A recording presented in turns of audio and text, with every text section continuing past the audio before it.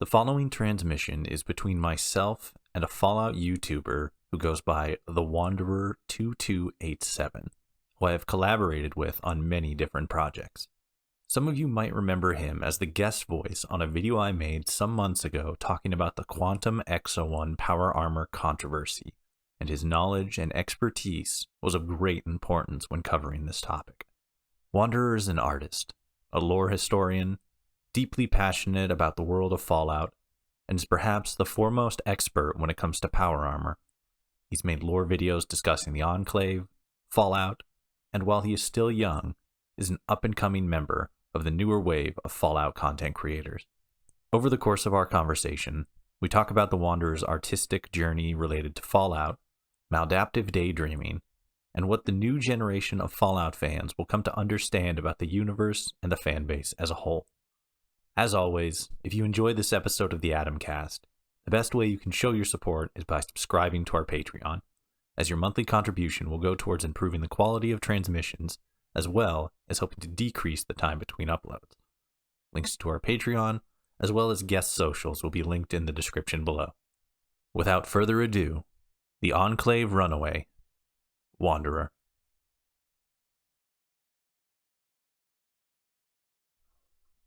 So one of the things that I've kind of wanted to do with this podcast in general, and like a conceptual thing, is kind of sit down with noteworthy members of, at least starting off, the Fallout community. If I can branch into other communities, that'd be awesome. Talk about more general things. That'd be cool. If it doesn't happen, whatever. There's always plenty of talk about with Bethesda related games, especially the like creation games, as I refer to them, like Skyrim, Fallout, Starfield now.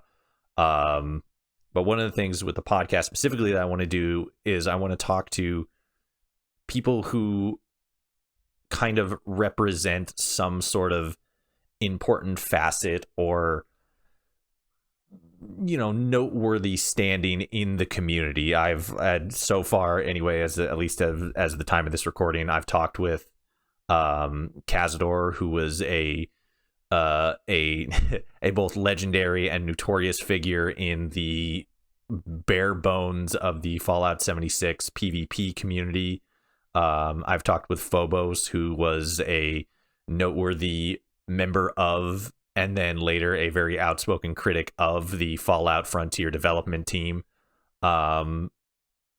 In the larger scope, and more so specifically related to your position and what you've done so far, how do you feel you have, what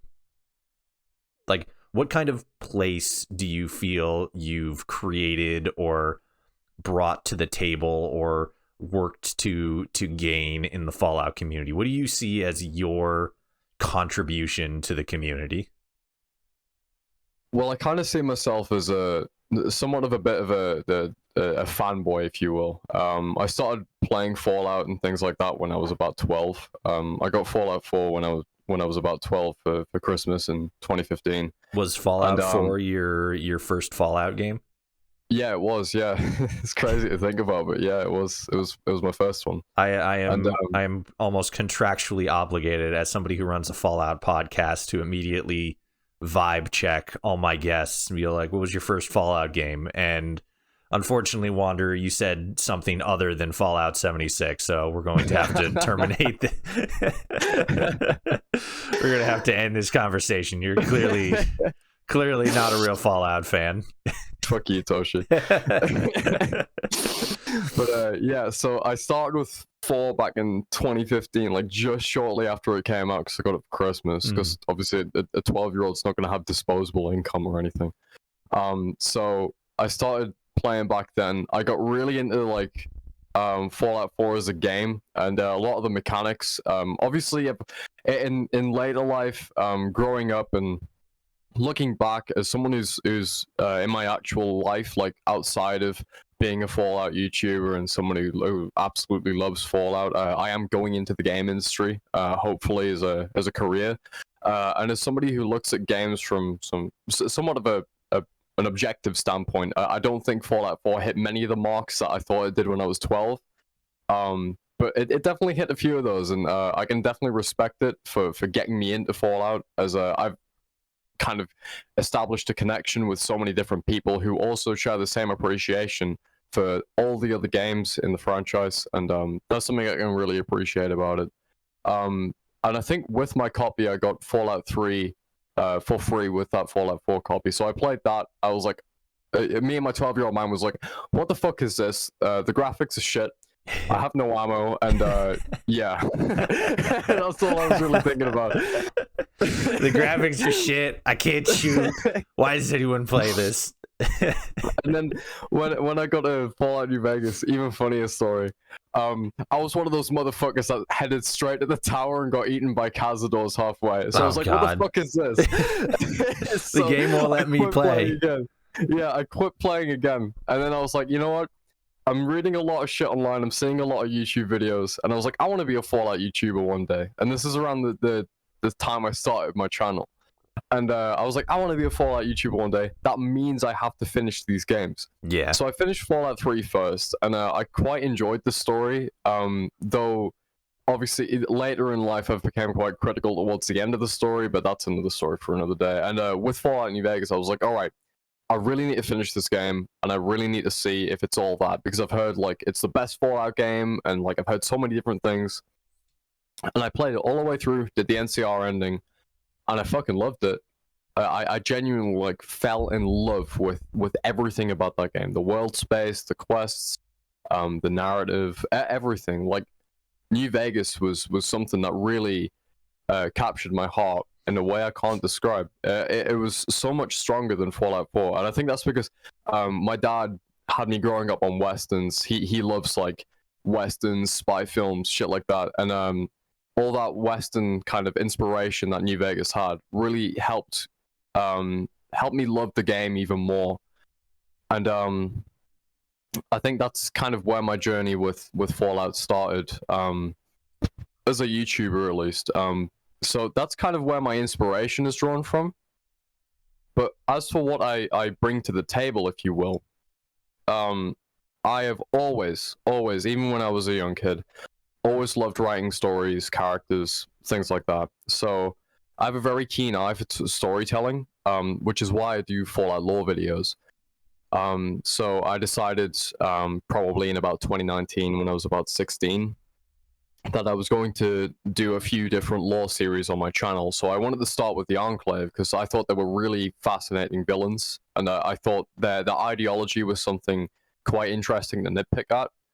And especially their technology side of things, I found their power armor, like, obviously, like, pink Enclave helmet is like my fucking icon. Like, I love the Enclave power armor. It's one of my favorite designs in video game history, really. If I had to pick between, I don't know, Master Chief's armor in Halo 2, next to the Fallout 2 power armor that we saw back in the day with the Enclave officers, I'd probably pick the Enclave Advanced over the Mark 6 in Halo. Which is just, like, how much I love this armor. What is, like, what specifically about the armor, what calls to you about it? What are you drawn to about the armor specifically? Because, like, you know, a lot of people like you really enjoy it, and I think part of that is because they're like older veterans of the series. The insectoid looking helmet is very iconic, especially people who started playing like Fallout 1, Fallout 2, even Fallout 3, like me. But like, to you specifically, not having that mask of nostalgia, because you said Fallout 4 was your first Fallout game, and very notably, there's no Enclave references in Fallout 4, or at least no visual references other than the X01 power armor itself. How, like, what specifically is so attention grabbing to you about the Enclave armor, the old X01 Mark II power armor? So, or advanced power armor for more veteran players. The law accurate motherfucker. Right. Get it right. Back in Fallout 4, one of the things I was really interested in was the whole leveling system, that every time you leveled up, say you got the level 15, level 20, there was a more of a chance that you'd find T51B lying around, or T60, or a higher grade of power armor that was the Raider or the T45. So that gameplay mechanic kind of got me interested a bit more in the different tiers of power armor and stuff. But when I first laid eyes on the X01, I was like, wow, that's a cool design. So one of the things that really drew me towards it was definitely the face, the helmet, the visage, if you will, the bug eyes, that kind of like beak-like shape it's got going on with the gas mask part of it. I suppose you could call it like a I don't know what kind of language you could use for that part of the mask, but it was definitely the like bottom part near your mouth. Yeah, it was definitely more like the gas mask style to things, as well as the insectoid look to it. I think that would be called like I think that would be called like a respirator. Yeah, like a respirator. That's I completely lost the word, but definitely like the respirator shape and the eyes, the visors, if you will. Yeah. All of that was just very menacing to me. It was like kind of like almost psychological in a way. It was like meant to strike fear into you when you saw it on the battlefield, especially knowing how powerful that is. And that really drew me to it, as well as the big shoulder plates. Obviously you have that big in Fallout 4 with the X01, it's split into multiple pieces, but in the older games, like in New Vegas, for example, it's all one piece. It's like a big turtle shell-like cover for your shoulders, and it's very protective. And that was something else I'd never really seen before in power armor designs. I've always grew up playing Halo and watching Star Wars, so I'd never really seen a design like that before, and it was very interesting to see. So that's definitely something that drew me towards the X01 in the beginning. Yeah. It was interesting hearing you talk about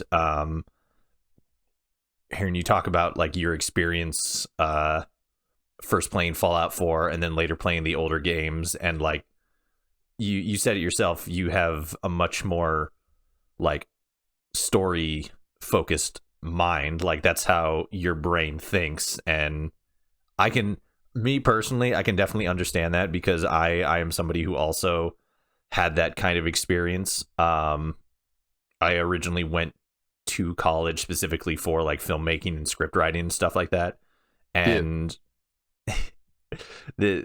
so like I usually in my Discord, anyway, I share a lot of stuff. Sometimes I talk about more like what's going on with my life. Like right now, as of the time of this recording, I'm in the tail end of an IT training class to go into the IT field.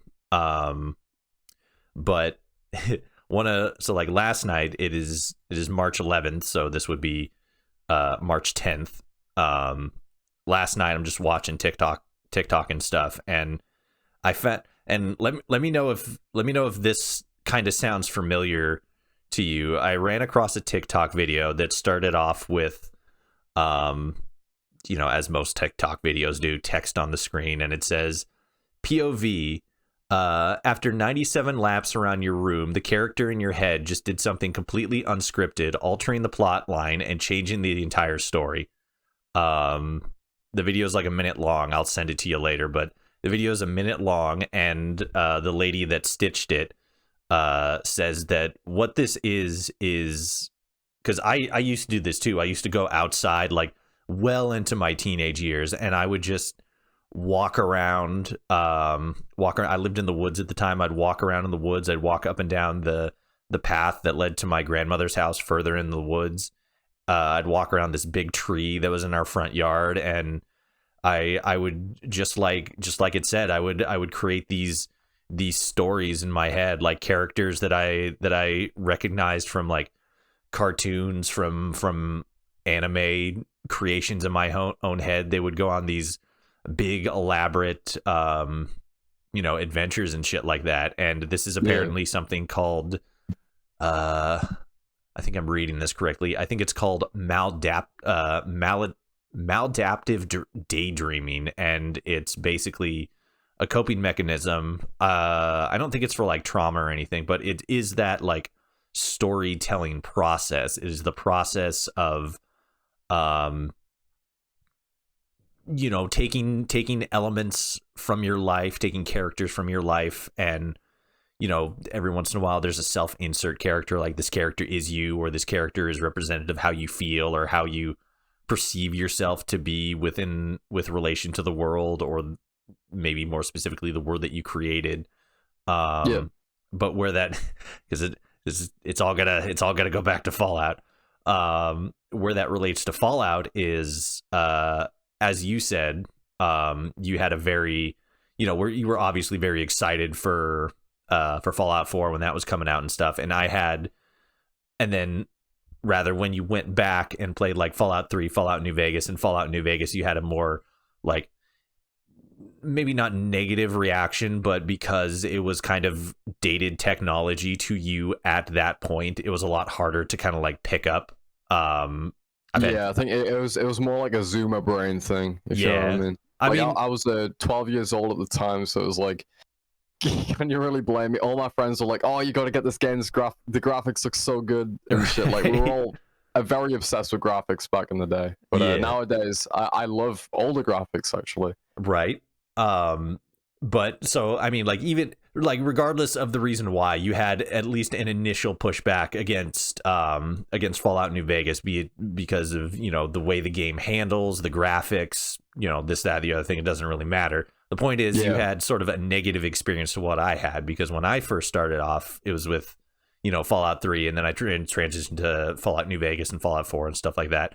And I remember very clearly sitting in my high school library and just like reading these like little tiny, like, I was like a senior, because I remember also doing this in college classes, sitting at the computer, and I was reading these new like stories and these Wikipedia entries for this new Fallout game that was coming out that takes place in the desert and takes place in Las Vegas and stuff like that.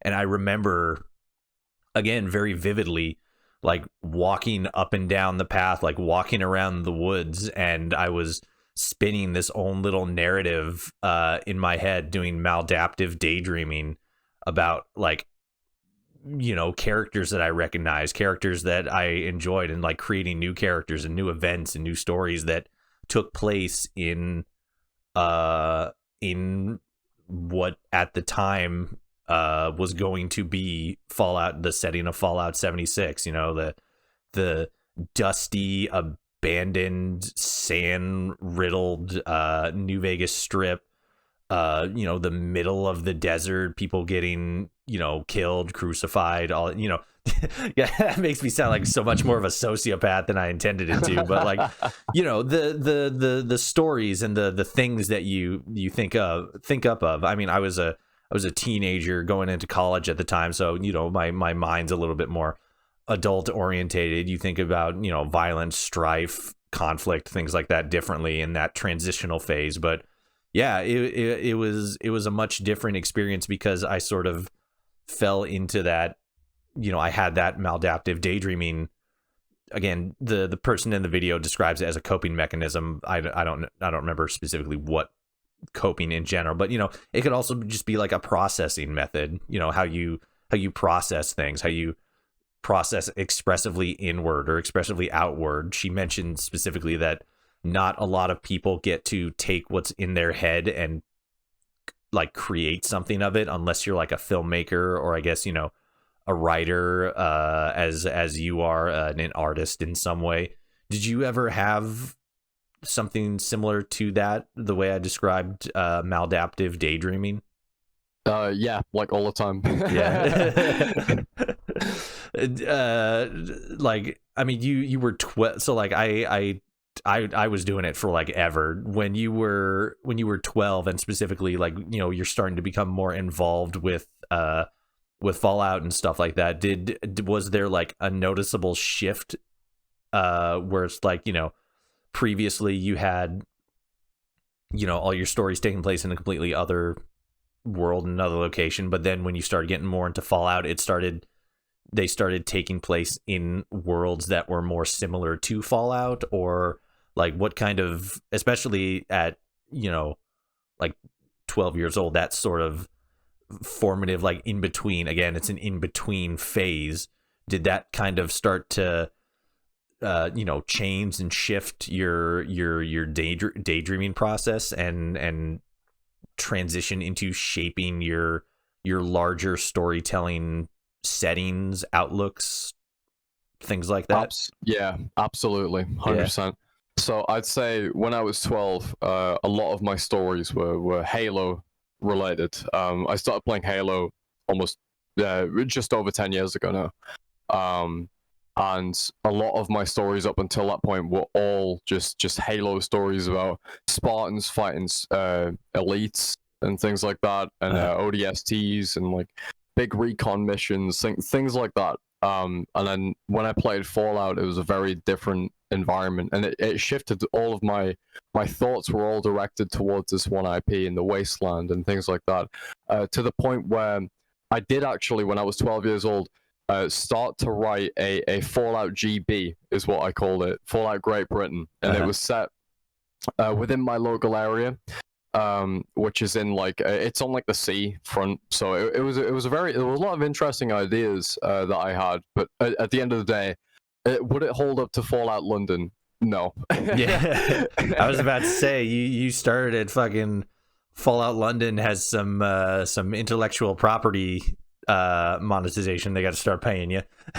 Yeah. But I had a lot of really cool ideas, but whether they were lore friendly, whether they were well thought out or not, it was like probably not. No. I had a Brotherhood spin-off faction in the United fucking Kingdom. Obviously that's not going to end well. If it didn't work in the Frontier, it didn't work here, but to be fair, it did kind of work in the Frontier actually. You're talking about the Templars specifically? Yeah, I thought they were a decent faction, actually. Yeah, I kind of thought the same thing. Like, there were aspects of the faction that were kind of, maybe not not the greatest planned out. Like America and the whole, like a lot. Like I remember a lot of people were saying that like America and the other gal, like can't fucking remember her name, but like there was like the psychic girl and then like the mechanic girl who was like the big sister to America and stuff like that, and they all had a very like almost like overtly intentional anime kind of feel to them. The damaged girl that has intense supernatural abilities, and the needy younger sister and the kind of tomboyish older sister and stuff like that. It was all very traditional, maybe not traditional, but like typical anime style stuff. But yeah, as like a larger whole, the Templars weren't like too bad. You kind of transitioned a lot of, I would imagine anyway, you kind of transitioned a lot of that like early storytelling and early like conceptual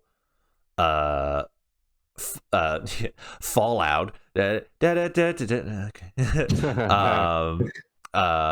the effect of your sort of transitioning maladaptive daydreaming stuff, especially when it relates to Fallout, that kind of, you do a lot of like writing and storytelling specifically around Fallout, not just lore related stuff, but other like original content created stuff. What was the process like going from that maladaptive daydreaming and how that sort of changed, and then morphing that into like what obviously you do YouTube now, but you also do like writing stuff. What was that process like? So I'd say the way it worked was I listened to a lot of critic style videos on YouTube about various different narratives, and I also got some feedback from friends at the time, and when it came to actually writing my stories as well, I got feedback from some friends online. One of the ones that stands out to me is Broadway, who's a member of the TKS Mantis community, or was. And he gave me a lot of advice on writing the story for much like you said earlier about making characters that are based off ourselves. That's the entirety of the Wanderer. He is meant to be who I would be in Fallout. He's everything I would do. the background I would kind of follow, and the morals I would follow, and the sacrifices I would make. He is pretty much the embodiment of who I am in the Fallout universe. Mhm. And his story to begin with, much like I spoke, I made a year retrospective on that entire thing. So in that video, I spoke a lot about things that could be changed or things that were changed during development, and a lot of that was thanks to people who helped me kind of formulate those ideas, which was a part of that kind of shift period that I had. So I'd say it started off as a lot of very early ideas, which then transitioned into criticizing those ideas, nitpicking those ideas to kind of give them a bit more of a solid shape, chisel them out, if you will, which then transitioned into a much larger picture and where I could take those branches going forward, if you will. And going back to kind of the daydreaming, if you will, that's kind of where this was born from. So I used to just go on walks on my own. I wasn't really like a particularly popular guy at school. I only had like a handful of friends at the time. I think this was when I was about 14, 13. So just after I'd started playing Fallout and when I was really into New Vegas at the time, I just used to go on walks during the summer just to kind of clear my head a bit and just to kind of kill the time a little bit, kill the day, and not spend all day indoors because my mom used to shout at me for being on Xbox too long. Mom, I'm playing Xbox. Yeah, literally. I can't like, pause get the fuck out of game. my room. I'm playing Minecraft. Like, I'm literally playing Minecraft. So like, it used to be like that. So I used to just be like, oh fuck it, I need some fresh air. So I used to do some walks, and then I found this place that kind of really resonates with me. It's an old abandoned quarry near my house, and I used to go on walks there all the time, and it really inspired me almost. And at the time I was watching all of these Fallout New Vegas videos and a lot of stuff on the Enclave and things like that. And that's when I was like, I want an Enclave character that resembles me from a moral standpoint and a personality standpoint, that runs away from the Enclave because they are bad and starts a new life for himself in the wasteland, and runs away to a location like this and starts a new life. And that's kind of where my ideas started to take shape and things like that. When you were and this is more just so my own confirmation, so I feel a little bit, I mean, because like the maladaptive daydreaming stuff, like it makes a lot of sense, but you always kind of have to, like, you know, check with other people, like, this makes sense in my head, does it make sense in your head? Please tell me I'm not crazy. When you, like, you know, go on these walks and go to these locations, like you said, the quarry and stuff, for me it was never really that far from my house. Again, we lived in the woods, so like occasionally I would just walk up and down the driveway and stuff like that. But when you would be at these locations or go on these walks or anything, did you also have like a cool stick that you found that was like a sword or a staff or like a gun or something like that? Did you have something like that? I can't remember if I did. I want to say yes, because I was one of those types of guys. Yeah. But then well, you're a guy. You find a cool around. stick. It becomes, you know, your cool stick. Actually, you don't even have to be a guy. You just be human. You find a cool stick and like, I found a cool stick. Yeah. It's a sword. Normalize finding cool sticks. Yeah. As adults. For guys, it's digging holes. Like, that's our thing. Like, I dig a hole. Like, oh, I dug a hole. Like, bro, dug a hole. diggy hole. Yeah. But yeah, for me, I had a couple of different sticks, but there was this one specifically that I kind of liked more than all the other ones. It was kind of it was shaped a little bit like a scimitar, you know, like like it's like a curved blade and stuff like that. It was really cool. It was a lot like longer, and the curve wasn't as, you know, as extreme, but yeah, it was really cool. So like, I mean, obviously you're a YouTuber, you're a streamer, that's what you do now.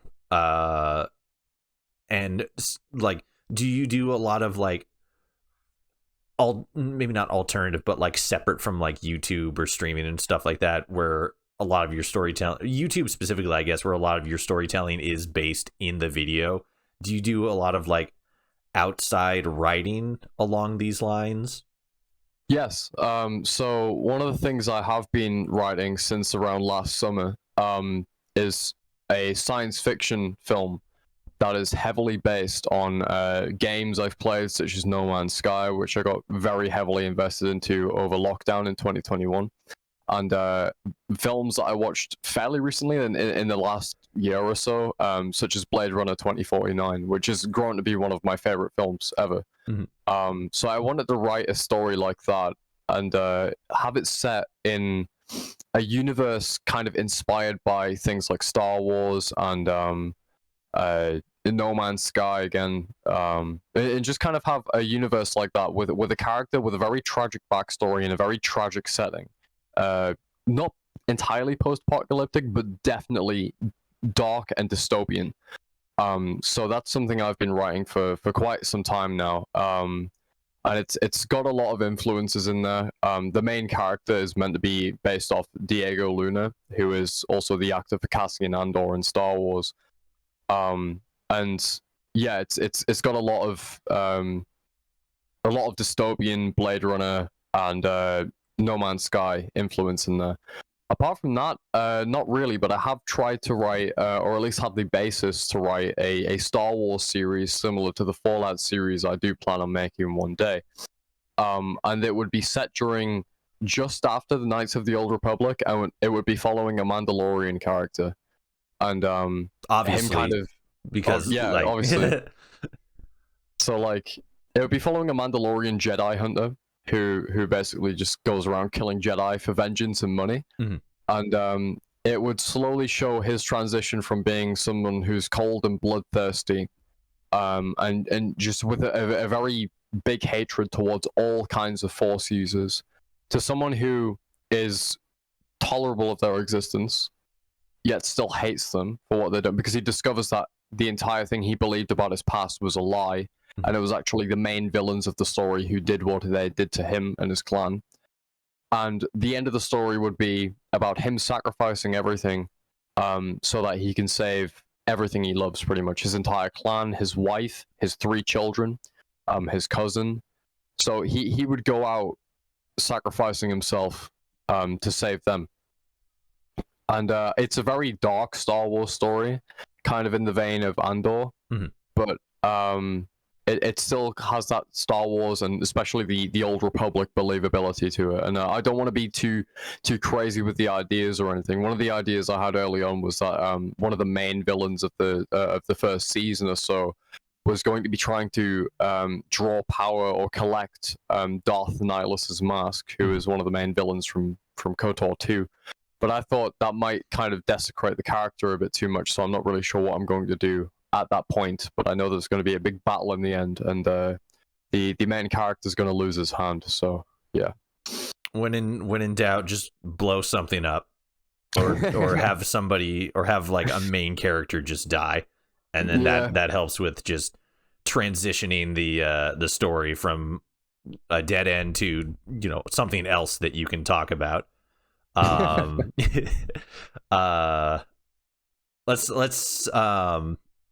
backpedal a little bit. Earlier, you talked about TKS Mantis. We didn't go too much into that, but I know that you have a history with him, because I think you became like a minor part of the TKS Mantis lore. I think that you actually you weren't in one of his videos, but I think he made like a little kind of throwaway joke video where he was looking at one of your videos and you were like, I'm gonna fight him or whatever, and then like he did a little like square up or something like that. I don't remember. It was something really like small and innocuous, and I think for me anyway, that was like one of the first ways that I learned about you, because I was a big TKS Mantis fan for a while. And then I saw that and I'm like, that's kind of funny. But so like that point, you were at the very least involved in some form in the TKS Mantis lore. And then from just our own back and forth talk specifically, I know that you're also friends with Synonymous, who got really big doing Fallout lore. Yeah, I haven't spoke to him in a while, but from what I remember, yeah. Yeah, is he doing good? He hasn't uploaded for a while. I don't know. I haven't actually spoke to him in probably about a year now. Actually, it's Fair been enough. quite a long time, but it was pretty much ever since I left Twitter. Fair. I haven't really spoke to him. I did shoot him an email, but he never got back to me. I'm just assuming that he's pretty busy. Yeah. I like obviously I spoke to him, and we both have pretty busy work lives and education lives, so I imagine it's probably something to do with those. But I can't really speak on where he is right now. But I hope he is well. And Yeah. he's a great inspiration to all Fallout lore YouTubers and non-lore YouTubers as well. Across the board, because the quality of his videos is outstanding, and I'm very glad that he got the success that he deserved. And he's genuinely an inspiration to every single Fallout YouTuber there is. He is very good at his craft, and I mean, you know, it's sort of, I wouldn't say that it's easy, I wouldn't say that it's difficult, but there is definitely like a pattern with making Fallout lore content. It's more so like limited, you know, like you can be super creative with it, but even within that creativity, there's not much that you can really do. So they kind of all sort of start to blend together after a while. But even then, he makes some really good stuff. But to my to the point of that, not to, you know, puff you up and say like, oh, Wander, he's so great, he knows so many big names in the community. Honestly, man, I'm not that great. Yeah. To that though, you have been involved with at least a small number, a couple of big YouTubers, and I don't know. I mean, Synonymous has been in the game for a while. I don't know how he would be considered, but you are kind of, especially when you compare yourself to people like me and people like Mantis, who have been around in the community in some form or another for a very long time. You are much newer to the community, and as somebody who, I mean, you've obviously been involved with Fallout for a very long time. How do you see sort of like things changing, you know? Because once you get like established like Mantis or like Mitten Squad, or even somebody who's been in the game like a very long time, like Al Chessbreach, you can kind of start to lose track of like the arc of history and just kind of see things like day to day or month to month or like year to year. Like how are things going like this year? As somebody who's come in newer and is able to like look back more objectively on sort of like where we came from and like where we are now, how have you seen the community like change, or like what is your relationship conceptually to a lot of the older content creators and like the newer people who are starting to show up in the community, the content creator community, or like the fandom in general? Like, do you see like some kind of generational shift from how a lot of older content creators or just older people in the community think compared to like newer people? So as for the community, I'd say that a lot of us newer guys definitely, much like me, started out almost inspired by a lot of these other guys. So as shameful as it is to admit nowadays, especially after everything that went down in 2019, one of the main people that actually inspired me to make my channel was Oxhorn. And he was a great inspiration to me in the beginning, but about 2 years down the line, that's when the entire thing went down with him and the whole controversy, which is actually how I found TKS Mantis and became part of that community. When you say controversy, are you talking about him potentially being involved with how would I describe it? The whole false flagging thing and the copyright striking and things of the sort. Okay. You know what I mean? Yeah, I was thinking like the accusations that he was like, you know, paid by Bethesda, or, you know, in other words or in other concepts, like propped up to sort of hype up Fallout 76 and stuff like that. But you're talking about Oh no! If I'm honest, I'm not really particularly bothered if anybody's really a plant for any companies, because at the end of the day, we're all individuals. If people are taking money to talk good about something, Yeah. then all it can be whittled down to is an opinion at the end of the day, or I guess the word is a shill. So that's kind of the word you'd use for those types of people. But on an individual basis, each and every one of us has the power to form an opinion on a game ourselves. And if that game is objectively good or bad, that's an opinion that we can make on our own. So I'm not really too bothered about people like that. But the one thing I am more bothered about is the silencing of creators using the copyright system. I think that this is probably, I don't mean to interrupt you, but I think this is probably a good time to shed a little spotlight on today's sponsor, NordVPN. They're fantastic. Or no, you said game, so it's got to be Raid Shadow Legends. But yeah, you're talking about I try to keep my fingers in so many pies that I often forget about. You want to like talk briefly about what the allegation was on that front? 'Cause, I mean, you mentioned copyright striking and stuff like that. I have vague recollections of it, but you seem to be a little bit more tuned into that. Do you want to quickly expand on that and then go from there? I'll say what I remember, but honestly, I can't remember too much. Honestly, if anything, I feel like a few bad apples kind of ruined the morally correct side of the situation, if you will. Much like almost any internet drama I've been in over the last few years. But I'd say with that, Oxhorn was accused by someone called Logical Fallacy of copyright striking his videos for calling out issues in Oxhorn's videos.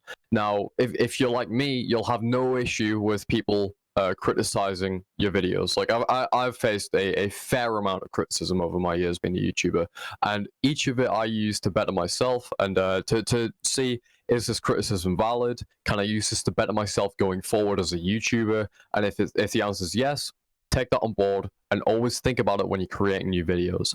But if it's not valid, just ignore it. That's the best kind of way I can talk to newer people in the game. But as for Oxhorn, he was accused of using the copyright system to silence someone criticizing him, which is something I am absolutely against. Yeah. And there were people defending him at the time, which we actually got into arguments with, me and a few other people. A few people I remember from back then, Rogue Internet Man, Stewdog, TKS Mantis, and they're all the names I really remember. But that's how I kind of got familiarized with TKS Mantis, and that's how I actually became kind of, I'd say, mates with him. Nowadays we don't talk too much, but he's still someone I highly respect, and I'll never forget the things he's done for me in the past. He's helped my channel in ways I can't describe.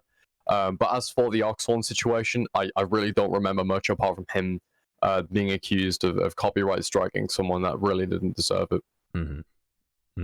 Yeah, that's because again, I had vague recollections of stuff like that happening, but yeah, like just the false flagging and stuff, like you see it all the time from, I guess, just content creators in general. They're like, I don't like that this person is saying this or talking about this or talking about me, and then they'll just false flag people. It's a fucking stupid, broken system.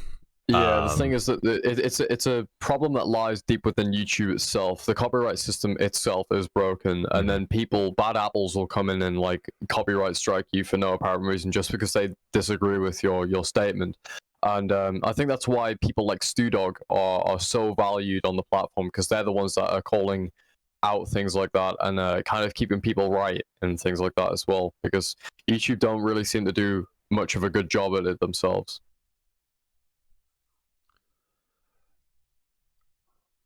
Why do we do it? Why do I make content? Why does TKS Mantis? Why does Stew Dog? Why does he care? Why does it matter? Why do you do what you do? Why do you write the stories that you do? Why do you create the content that you do? Why do we do it?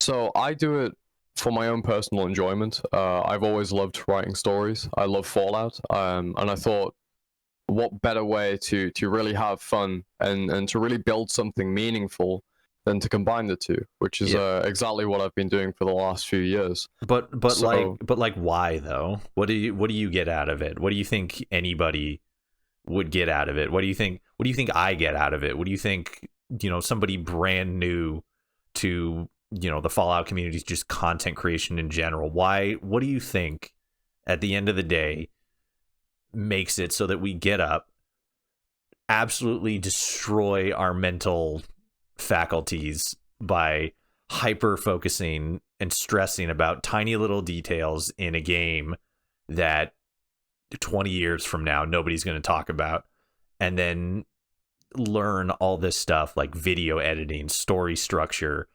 to make a video that, again, 20 minutes from now, or actually maybe 20 minutes from now, 20 minutes after the upload, 10 years after the upload, nobody's gonna be remembering or talk about. What is the drive there? Honestly, I'd say it's more about, for me on a personal level, it's personal interest, and it's never been about YouTube as a I guess a career or a hobby. It's more of a hobby to me than anything. I don't see YouTube as a full-time job ever. But for me, it's more about personal enjoyment. I enjoy the Fallout IP. I enjoy the stories. I enjoy the games, and I enjoy story writing. And I think the reason I do it is for self, kind of like gratification, if you will.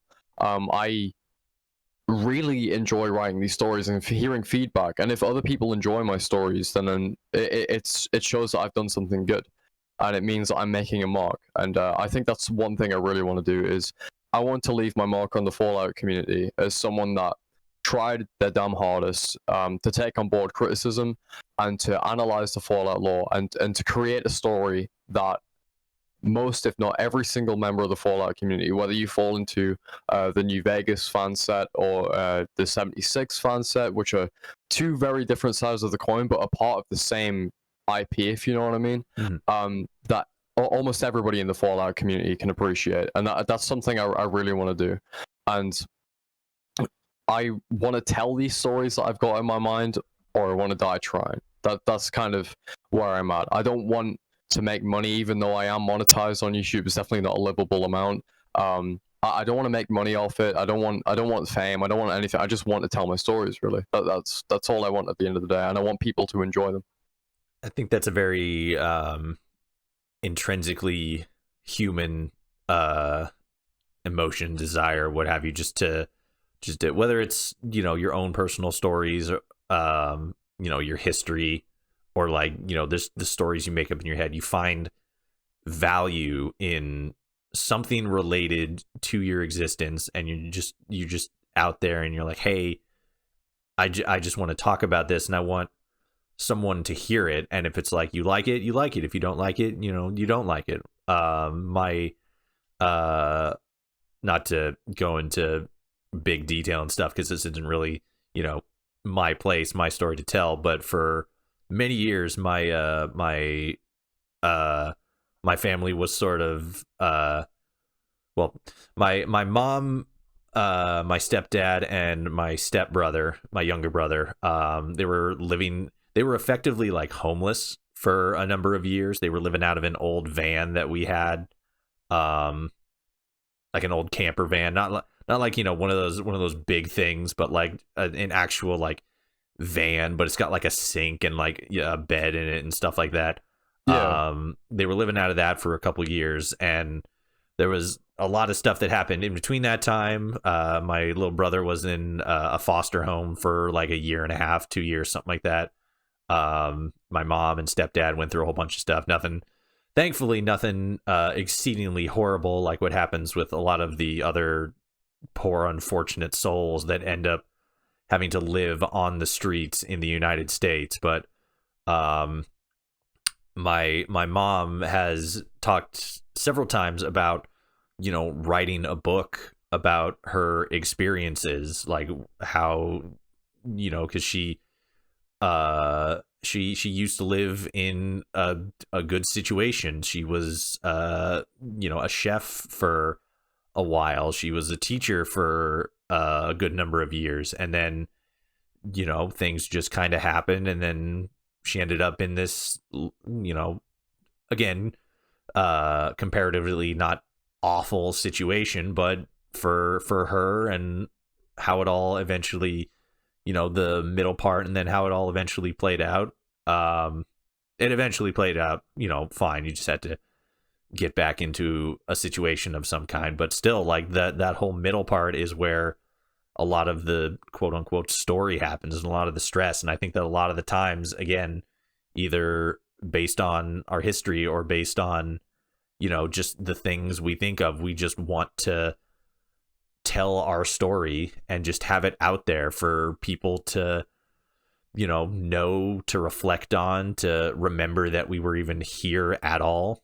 Like we have, like, you're European. There's writing, there's structures, there's laws, there's history, there's art that has existed for hundreds of thousands of years, like long after these people have, died, rotted, and their bones have turned to dust. And God willing, anyway, they'll be around for that much longer, and we'll be able to remember them because they left their mark on, their community, their country, their, like, society, the world in general, whether it be big or small.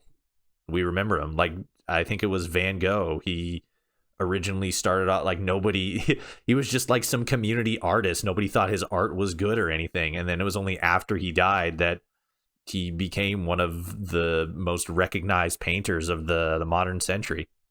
Yeah. Yeah. Anyway, let's talk about Starfield. So like we've talked a little bit about that. So you're trying to, like, avoid a lot of the big information and stuff around the game. So I saw obviously when they did the showcase last year, I watched that. The E3 one, right? Yeah, I was like, oh, that seems interesting. The art style is a little bit bland, Mm-hmm. a little bit uninspired, in my opinion, as somebody who kind of works a lot with. I may be a story guy, but I'm definitely more an art guy than I am a story guy. Yeah. I'm very passionate about the way a story goes, but I'm also very passionate about a way a thing looks, which is kind of goes back to my roots as a Halo fan. I very much like the way the way that the classic games look compared to the newer games like Halo 4 and 5. I find them butt fucking ugly because they have a very generic art style about them. Whereas the older ones are more kind of Gundam inspired, which I think is a very good art style. It's very strong. You have an eye for the aesthetics. Yes, 100%. Yeah. And Starfield really wasn't doing it for me. I don't know what it is, but Starfield's graphics, the way Starfield looks as from an art style perspective, just really isn't doing it for me whatsoever. Not the way that Fallout does it for me, for example, with the retro futurism and the 1950s style of things. That's what really captivated me to play Fallout in the beginning, was the art style. But with Starfield, there is no artistic draw to me. It just looks like a very generic space game. Is that more so because of the art style and less so because of the graphics? It's definitely more to do with the art style, I think. Bethesda's never been well known to do graphics great, but Starfield's definitely one of their more pretty games from what I remember seeing. Yeah. But it's more to do with the art direction in general. It just looks very, very bland. And that's more of a personal opinion thing. If you think it looks great, that you do you. That's your opinion. In my opinion, I am not excited for the way the game looks. I'm probably going to mod the fuck out of it. But yeah, so I'm not really a big fan of the way it looks. Narratively, I think it could be pretty interesting. I'm definitely hoping it'll have a stronger main narrative than Fallout 4, for example. Yeah. And a lot of the gameplay mechanics look very, very advanced compared to any of their older games, which I think is also a pretty good thing to be excited about. And the fact they've delayed the game so much as well says to me that they are really working to polish this up and not have another Fallout 76. Not to give away like any spoilers or anything or any like super detailed stuff, but one of the things, especially as somebody who appreciates aesthetics, I think you'll like. You remember the Fallout 4 like hotkey for like weapon switching? Yeah. Yeah, like it was just like a little, a little like plus sign in the bottom of the corner and showed like, oh, this is what's in slot 1, slot 2, stuff like that. Yeah, they had something similar in New Vegas, I think. Yeah. Oh no, yeah, they did. Yeah, it was something that was in Fallout 3, New Vegas, and 4. I don't know why, but for some reason I just remember it better in Fallout 4. Probably because I think that they've expanded it a lot more in Fallout 4, which is why you probably remember it a bit better. I could see that. Yeah. But in the last video, it wasn't like a showcase thing. They weren't really like displaying stuff. Like the first couple of seconds was a little like cinematic, bit for it to get people hyped, and then the rest was just Todd Howard being all like, "We got stuff. It's great. There's gonna be a showcase on the 11th. You see that moon? You can crash into that moon. You can crash into it." Oh my god! If he had actually said that, I would have lost my mind. I still remember. I think it was the E3 that they announced Fallout 76, and he was talking about you could get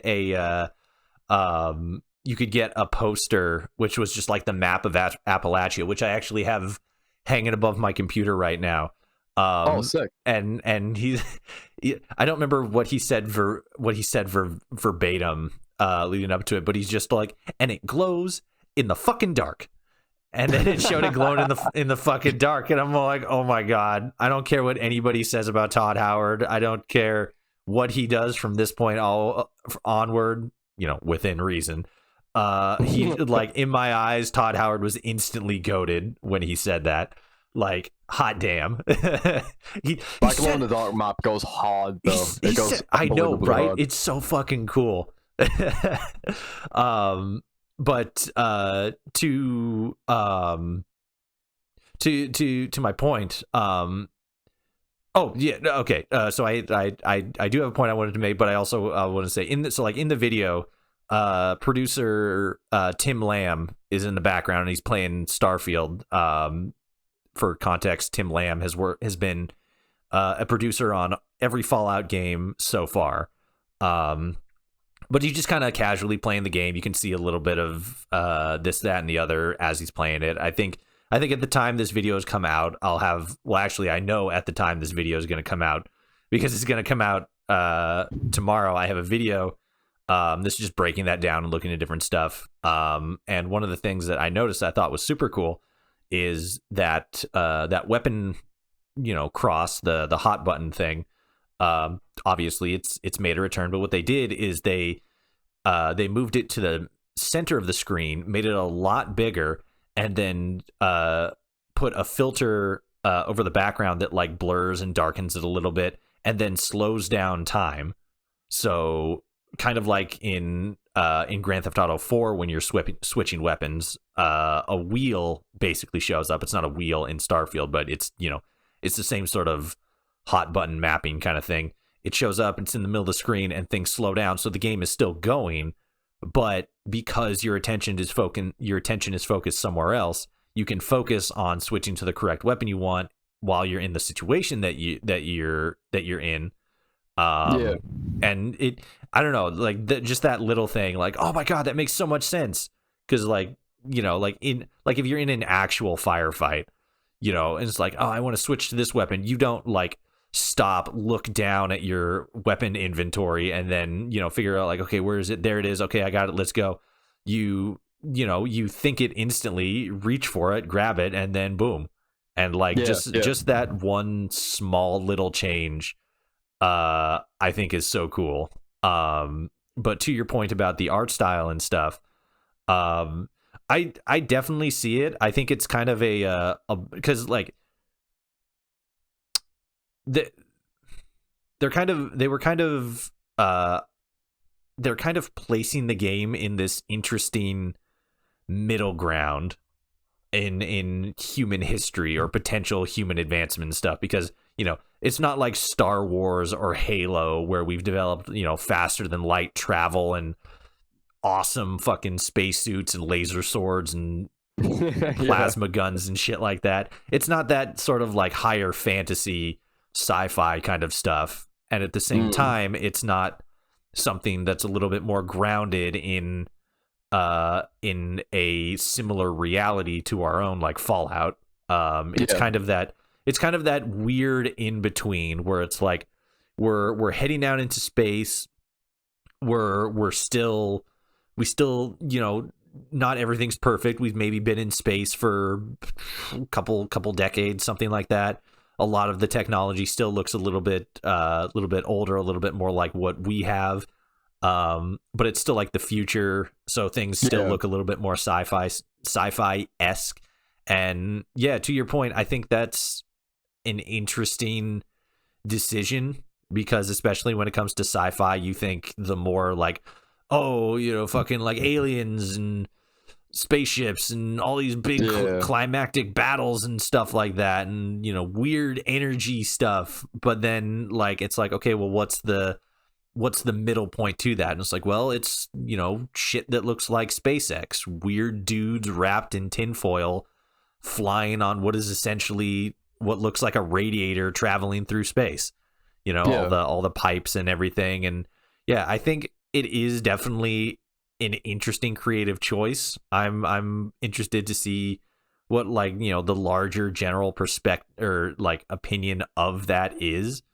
But like for me, like and I think you feel this way too. Like I don't hate it. It definitely doesn't, maybe look as super nice and fancy and polished as it probably could be. But I think that's kind of the point. Like especially from like Fallout, it's having that sort of like grittiness and dirtiness to it is kind of a little bit more realistic, like I totally get that. And honestly, now that you've explained that to me, it does seem a little bit more interesting. I have my issues with the art style, but if there's an explanation behind it, I could definitely look past it.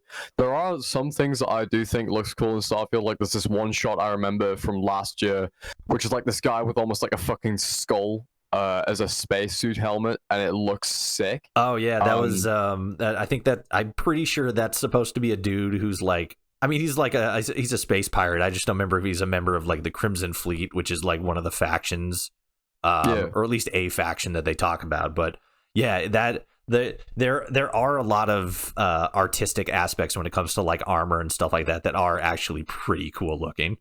Yeah, that looks fucking sick though. That's one thing I saw back when that I really like. And a lot of the art style stuff kind of reminds me of Call of Duty Infinite Warfare a little bit, like ever so slightly. And I actually kind of enjoy that art style. To be fair, it's a cool kind of, I guess you could say it's a military sci-fi kind of very detailed aesthetic. It's not much like retro futurism, which I'm into. I follow in my spare time. I kind of scroll Instagram looking at all this cool retro science fiction art and fantasy art and things like that. Very much inspired from like the 80s or the 90s and stuff. That's kind of like the kind of aesthetic I like. That's my personal taste. But Starfield seems to be going for something a little bit more grounded and a little bit more, I guess, modern, but also futuristic at the same time, which I can get behind. But it's not my favorite thing in the world. Yeah. I mean, I definitely get it. Like I was saying, it's not, it's as you said, and as I was sort of also alluding to, it's not going to be for everybody, but it is, to both of our points, I think it is definitely an interesting like time period in human history. Like I think 100%. I think like the Assassin's Creed franchise, because it spans so many different genre like eras in human history. Like every once in a while there's a point where it's like, oh, we're going to be going to I'm trying to think of one specifically off the top of my head. I can't remember the year, but like the Unity in like France and stuff like that. I guess that one was specifically because it was around the time of the revolution and stuff. But like, they'll set a game in like a specific time period, and it's like, really, that seems like an odd time to set a game and stuff, but then like you play it and you're all like, oh my fucking god, this was like, you know, one of the coolest things ever, partially because of just, you know, how Assassin's Creed games play, the whole like power fantasy and, you know, just how good they are at making worlds and stuff. But you have a better appreciation of that point in time because you now look at it through a different lens, even if at first it was kind of like that doesn't seem like something that would work, and then somehow surprisingly it works.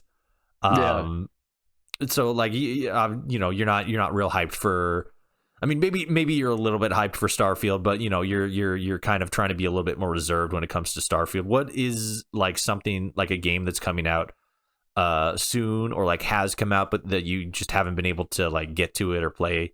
Like what is a game that you are actually like hyped for and excited for? Probably Star Wars Jedi Survivor.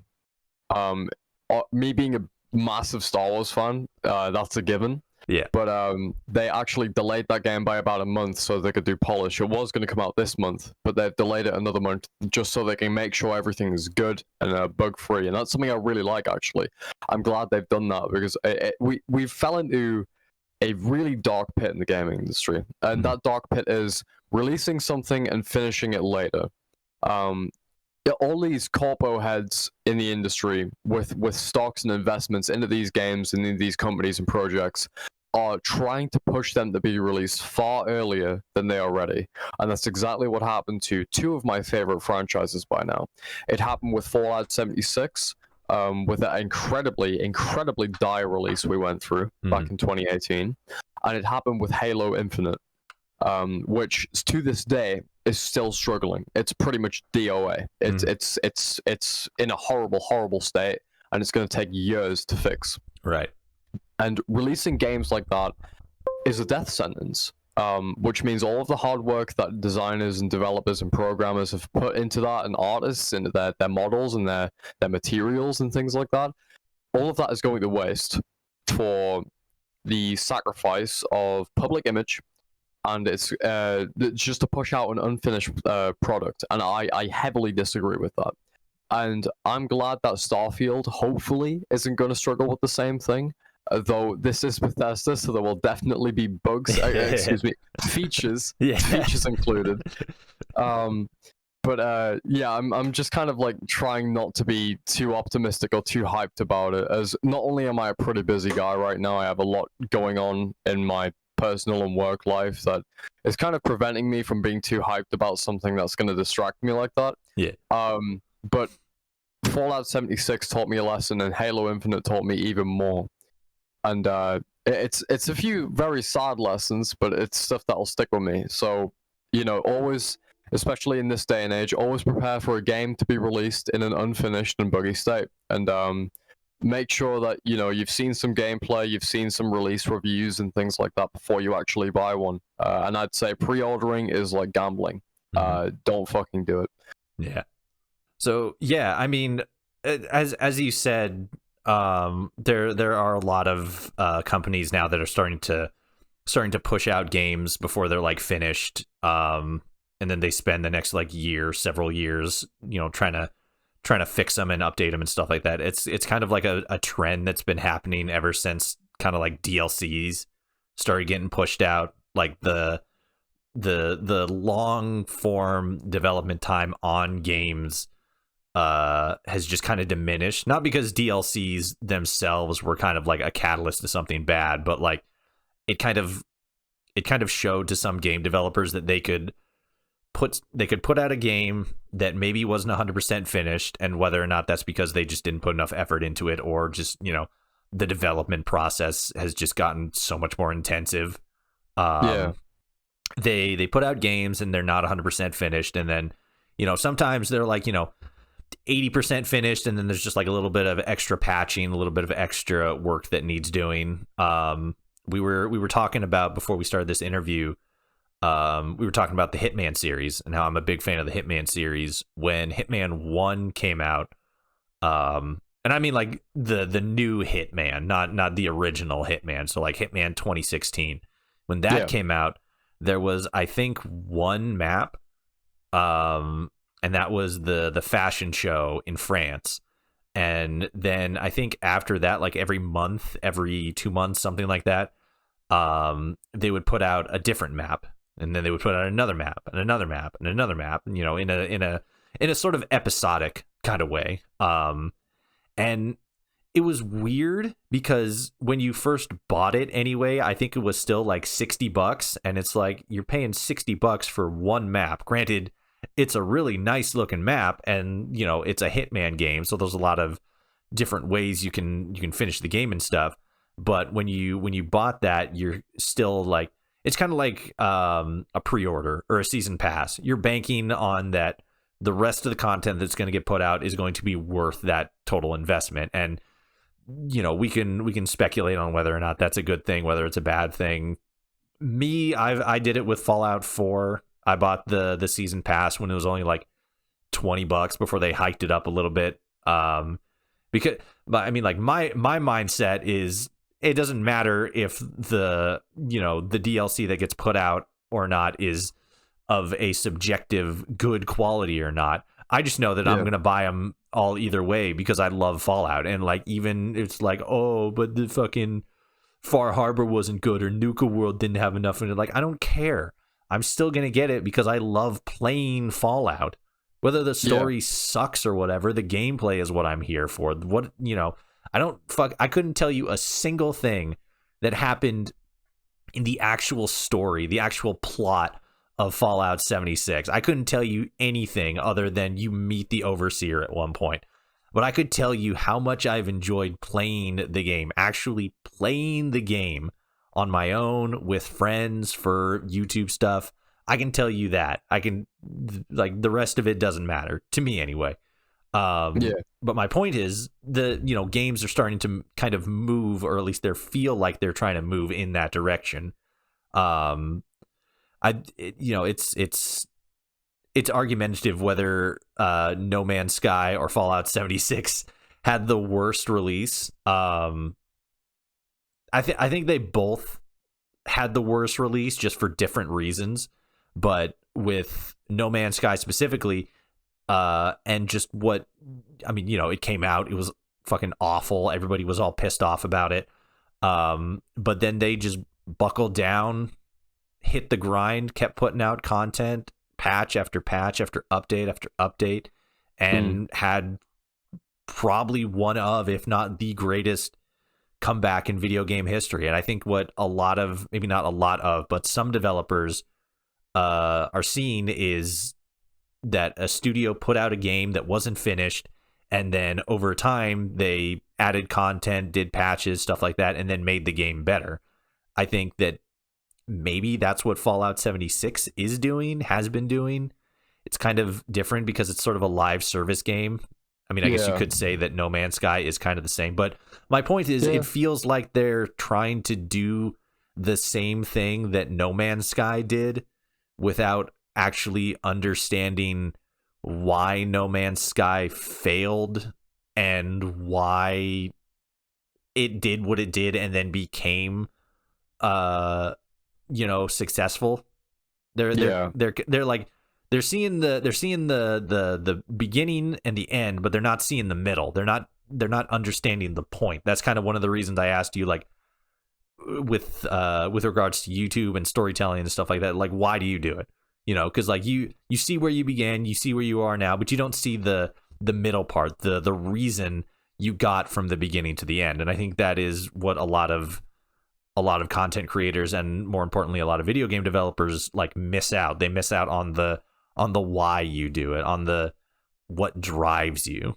What is your motivation to get up at 6 a.m, start recording, start working on your game, and then going to sleep at night, and then actually wanting or being able to get up and do that all over again the next day, instead of just, getting up and going on a walk or going on a hike or watching a TV, a show, or just doing nothing at all.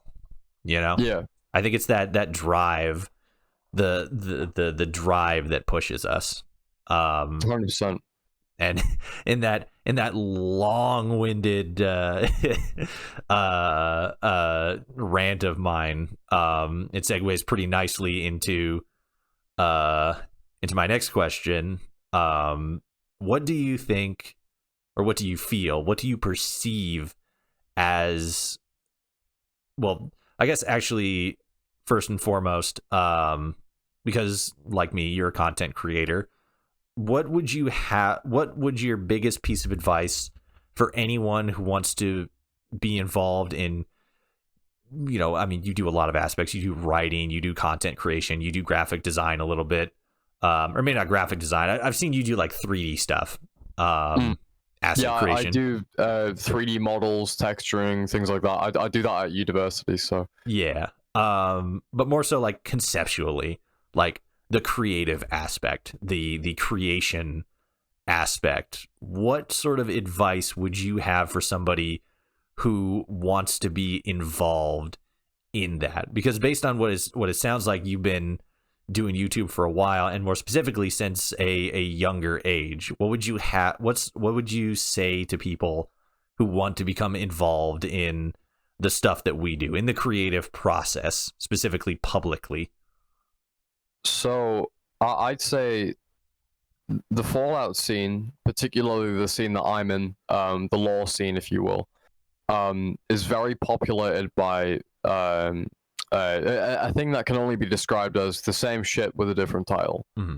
So I would say, if you want to really make it, if you really want to have a decent standing in the community, to kind of differentiate yourself from the rest of the slop, you've got to have a personality to go along with that. You've got to have a channel gimmick, and you've got to have something that makes you stand out above the rest. Now, for me, that is my storytelling. I weave in the story that I'm writing, the characters that I'm writing with my lore series. Every 5 videos I've made on the Enclave, I then dropped the full backstory to the Wanderer, and now that I've done the Brotherhood of Steel, I'm going to do the same with the Mantis King, and when I've done the NCR, I'm going to do the Ranger, and then that's all going to lead up to a big finale, which is going to continue the story of the characters I've already wrote, moving into the future of the stories.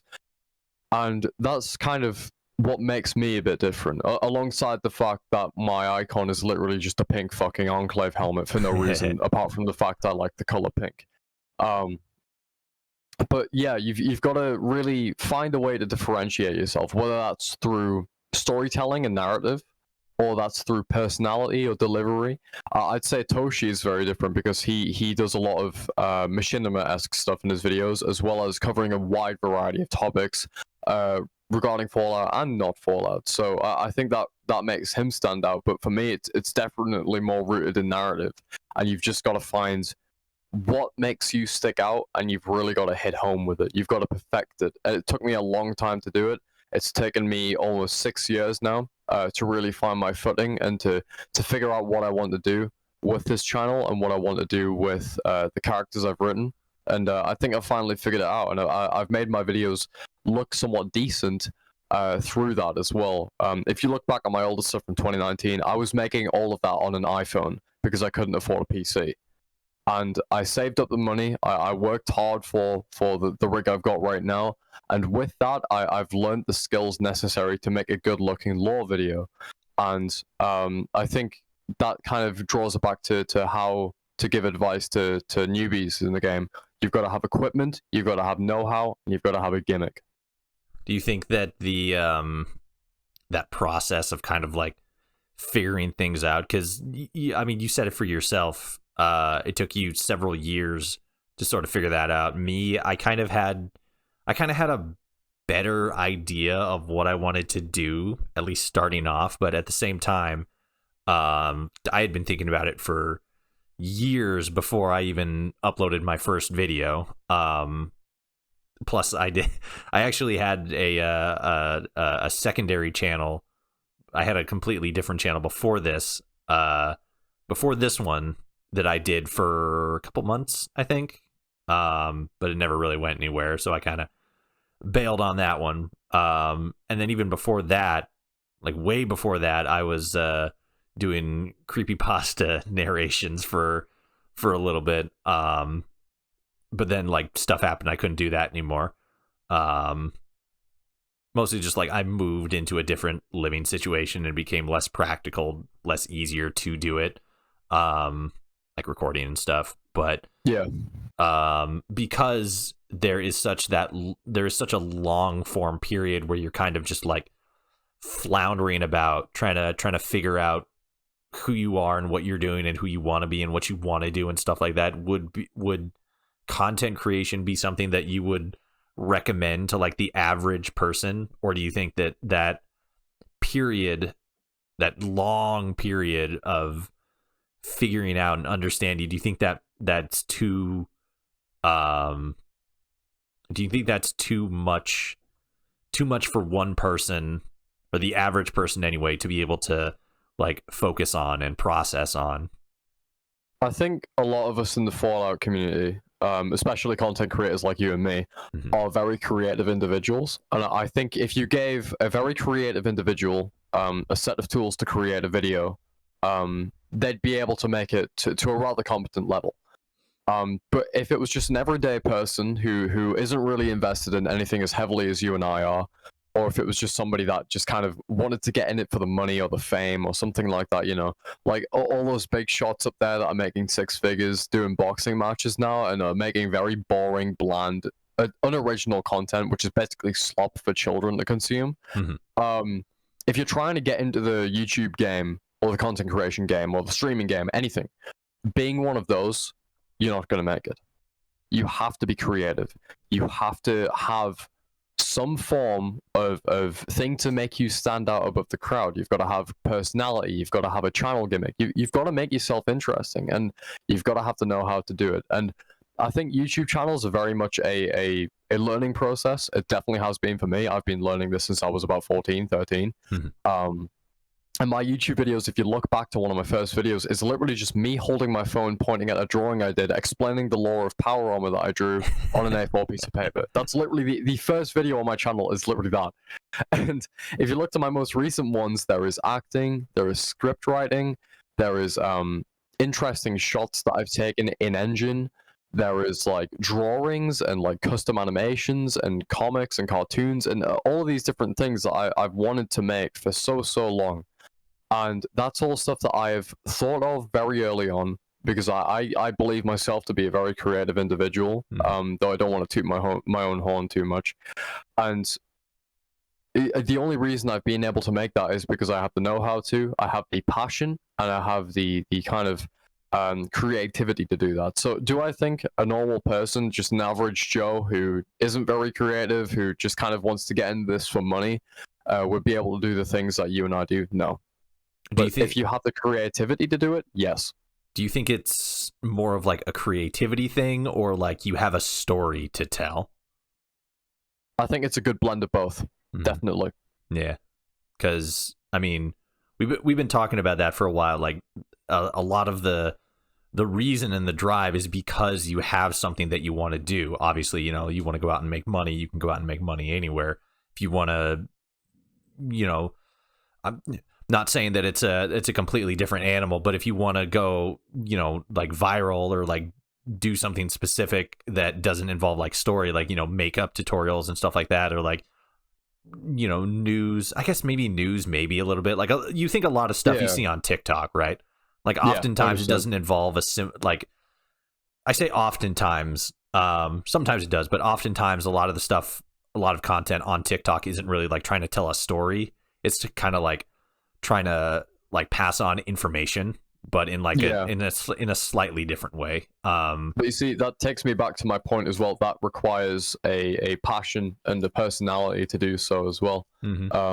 It's not always about creativity, don't get me wrong, but it's definitely about passion, personality, creativity, and know-how. They're like my main 4 pointers really for content creation, I'd say. Yeah, like you can look at a channel like Defunct Land, who has made a wide swath of videos talking about various different things, like different theme parks,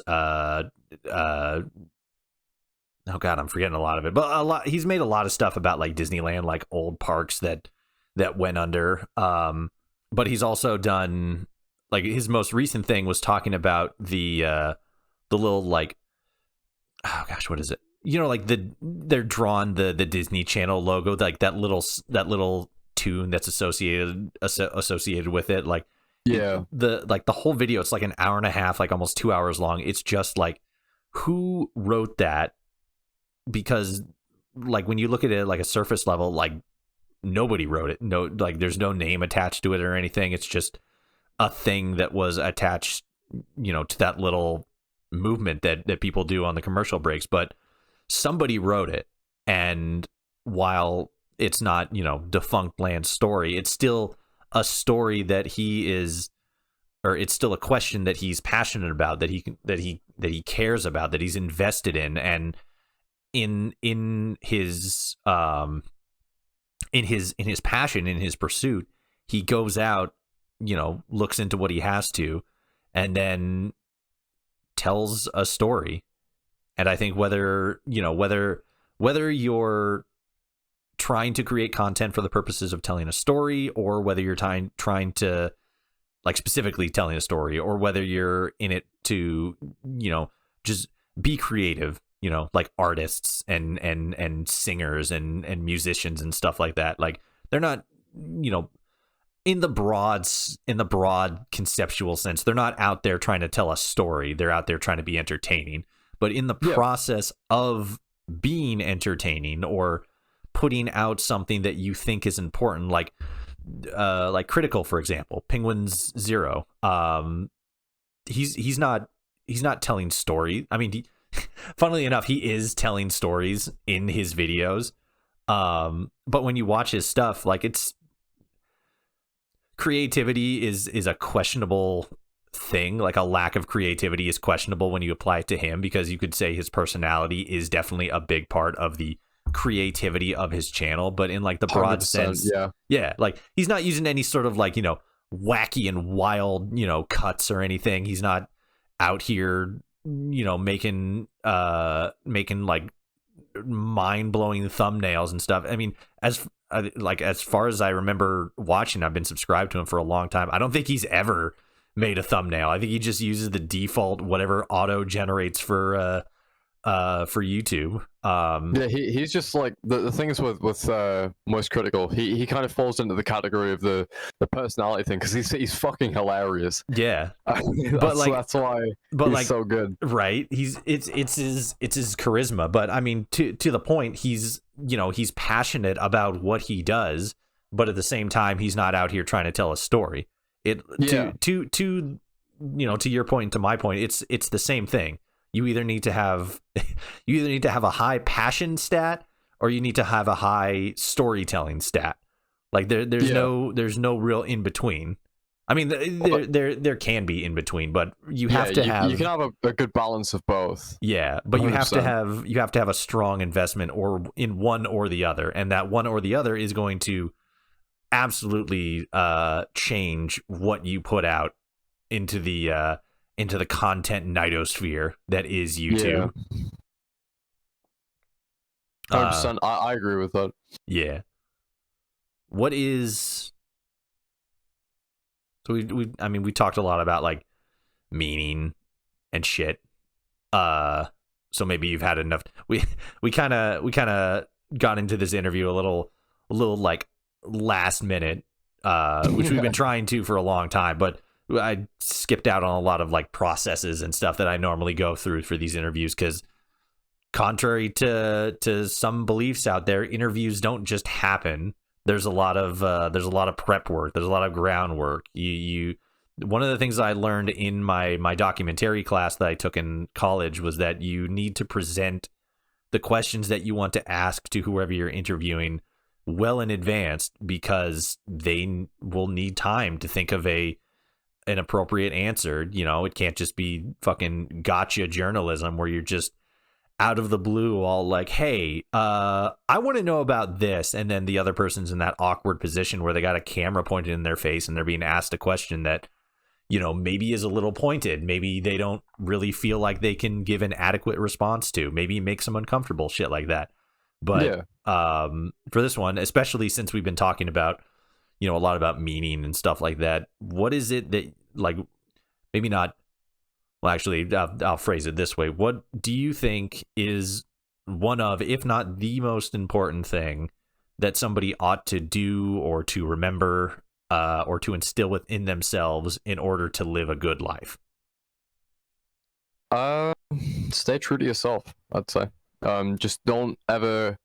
A lot of the issues I've seen throughout my life is, especially growing up in this day and age, is that a lot of people try to change themselves or try to fit in with the crowd because they feel like they are looked down on for being different. All my life, I've been different. Some have even said, dude, people have came to me, like, even recently, and said, Wanderer, you're 100% absolutely, without a shadow of doubt, autistic. There was no way. Even though I've never been diagnosed with autism. Like, I actually had a diagnosis a long time ago, and they were like, they said to my mum, he's not autistic, he's very passionate about the things he likes. He's just really, really fucking stupid. Yeah, like, very fucking stupid. Yeah, that's what they said. Dude's over there eating beans. Yeah, I eat beans straight out of the can, cold. Don't even put them in the microwave. Cold, fucking cold. Okay, that process is too long for my hungry stomach. Yeah. But yeah, so I did like an autism test when I was a kid, and they said, oh no, he's fine. He's just like he's just very interested in what he likes, and he's very creative too. And I think I had a few social issues growing up because I like when I was probably about 12, around the same time I was getting into Fallout, actually. I got bullied quite severely, and that kind of whittled my social life down quite a lot. And as I've grown up, as I've learned things, one of the things I learned is to just be yourself and be kind to others as well. And people will respect you eventually enough. They will respect you for who you are. They might not like you, they may not, appreciate you, but they will somewhat respect you for being yourself. And that's something I've learned. I've learned it the hard way, absolutely, because the way I had to learn it was going out and just finding people on my travels, being like, oh hey, you go to the same school as me, how are you? And then we'd get to talking, and they'd kind of realize, I'm not this kind of the person they had in their head. I'm actually like, someone that's quite down to earth, willing to have a conversation with anybody, really. And I've never kind of shone away from being myself to fit in anywhere. I've always kind of tried to stay in the mindset of, if people are going to dislike me for who I am and what I do, then that's on them.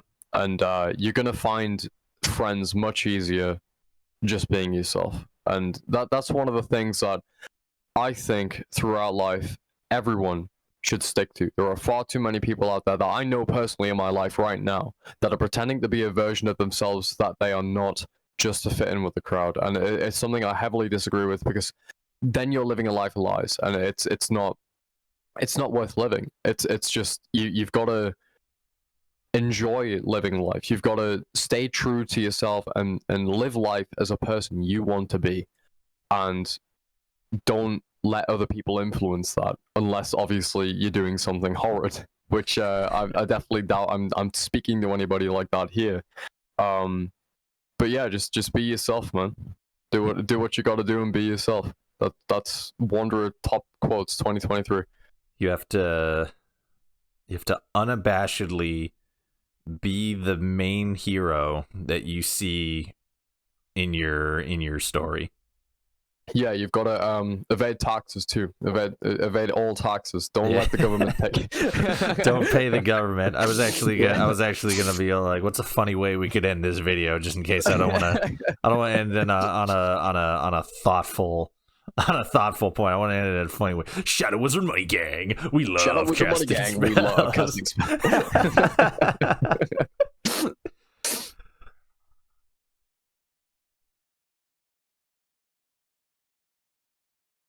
Thank you for listening to my conversation with Wanderer, Fallout YouTuber, artist, and storyteller.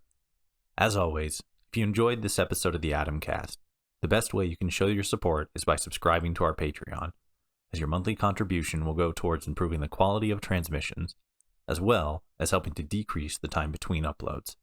Until next time, I thank you so much for listening, and I will see you all out there in the wasteland.